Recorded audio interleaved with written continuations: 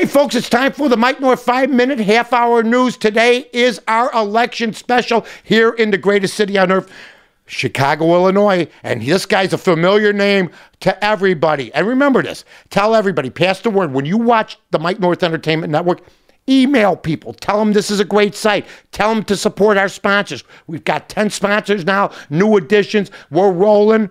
We have a skeleton crew that keeps churning out the winners, ladies and gentlemen. So let's get right to the election. Rahm Emanuel, the first Jewish mayor in the city of Chicago. Okay? Classy, articulate, tough, the perfect mayor for now, what seems to be turbulent times, not only in this city, in other cities. This man went to all 110 L stops in Chicago, went to all the restaurants, went to all communities, when other people you didn't see. You didn't see Carol Mosley Braun all the time. You didn't see Gary Chico all the time, Devalier. They had limited amount of money. That's where the money comes in. But when I read that Emanuel won because he had the most money, that has nothing to do with it. Do you believe people go and vote for a guy based on, well, I got a bumper sticker from this guy? Sometimes they do, but, oh, look at all the money he's got. Let's vote for Rahm. Let me tell you something. There's been people with big war chests, bigger than anybody, and they didn't win the election. The guy was chief of staff of the White House. He loves the city of Chicago, and thank God that he won. Okay, because I'm going to go right into Carol Mosley Braun. Mary Mitchell, African-American columnist in the Sun-Times, says today that the blacks lost their power base. They never had one. Harold Washington won his election because they did not have the at least 50% that you had to have to avoid a runoff. In the old days, if you just won, you were in. So Washington had like 33% of the vote. Byrne had 35% of the vote. Daley had 30% of the vote. Or whatever. Well, Washington had the most votes. That's stupid. Washington had 35, Byrne had 33, Daley had like 20. He won. He won. He had to face a Republican challenger.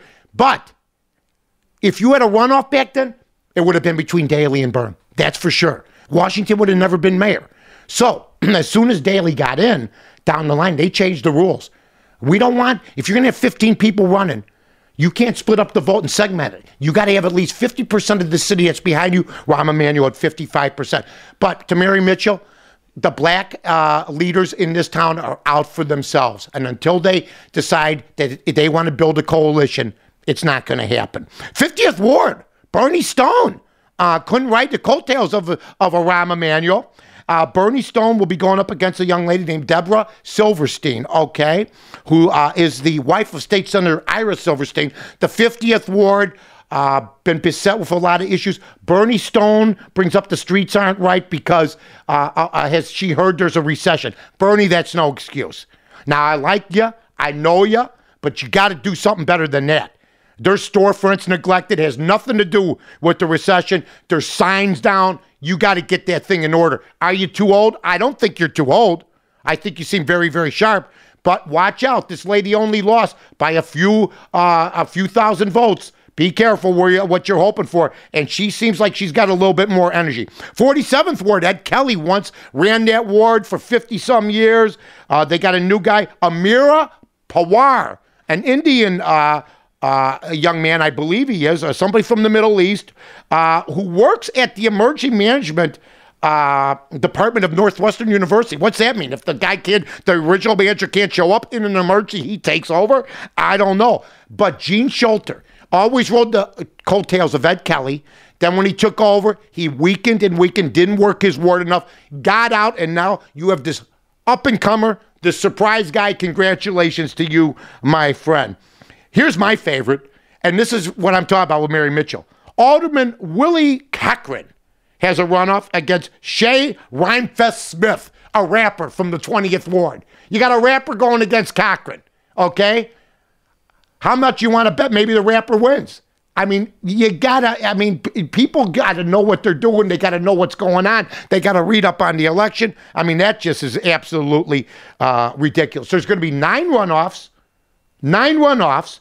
Also, Sandy Jackson wins big in the 7th Ward. Of course, the wife, for you people that don't know, of Jesse Jackson Jr. And you know what? Obama really, do you credit Obama for some of Rahm Emanuel's win? I guess you have to. Rahm Emanuel was the chief of staff. But then again, you say to yourself, those 2 years weren't too sparkling, yet he gets in overwhelmingly. Here's what I would say to Mary Mitchell. If Obama would have started or elected to run for mayor, then maybe you have your black coalition back. But there was no guarantee he could beat Daley, and he wasn't running against him anyway, since Daley's done so much for him. So this is how this all panned out. Maybe there were promises made early. You've been listening to the Mike North 5-minute, half-hour Election Day special. They were on TV last night. I worked for the city. I worked elections with the original Mayor Daley. No, we had to have the new girl in from Channel 2, Kate, whatever her name is, who's lived in this town for 3 minutes. Hey, the Mike North 5-minute, half-hour news, brought to you by the Village of Rosemont. I'm Mike North for the Village of Rosemont. From the 9th largest convention center to restaurants to theaters, sports venues, and hotels. 5 minutes from O'Hare, you got it all here. Rosemont, you can't miss it.